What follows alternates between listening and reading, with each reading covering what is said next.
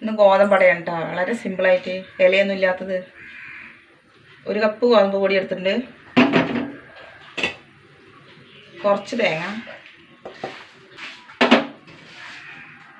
ഉപ്പിട്ട് കൊടുക്കുക ആവശ്യത്തിന്.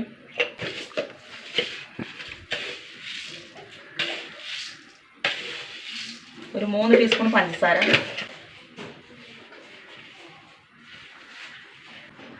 കുറച്ച് വെള്ളം ഒഴിച്ച് കൊടുക്കുക.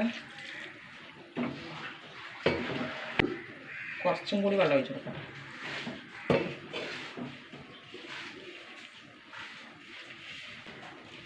നല്ല കട്ടിക്ക് കുഴച്ചെടുക്കണം. ഇതാട്ടോ, ഇത്ര ലൂസ് മതി, ചപ്പാത്തിനെക്കാട്ടി ലൂസ്.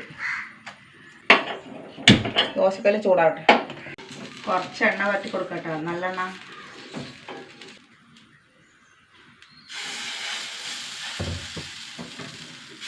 കരക്കി കൊടുക്കുക നൈസായിട്ട്. വേകട്ടെ. ഒരല്പം നെയ്യ് മേലെ കൂടെ ഒഴിച്ച് കൊടുക്കട്ടെ. മൊരിയട്ടെ നന്നായിട്ട്. മറിച്ചിട്ട് കൊടുക്കട്ടെ. നന്നായി മൊരിയട്ടെ.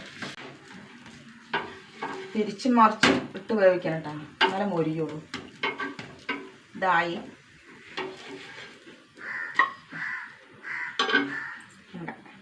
അട നല്ല ടേസ്റ്റ് കിട്ടാം, നല്ല കട്ടൻ ചായൻ്റെ കൂടെ കഴിക്കാൻ. അപ്പോൾ നിങ്ങൾ ഇങ്ങനെ ഉണ്ടാക്കാത്തവർ ഉണ്ടാക്കി നോക്കുക. എല്ലാവരും ഉണ്ടാക്കും.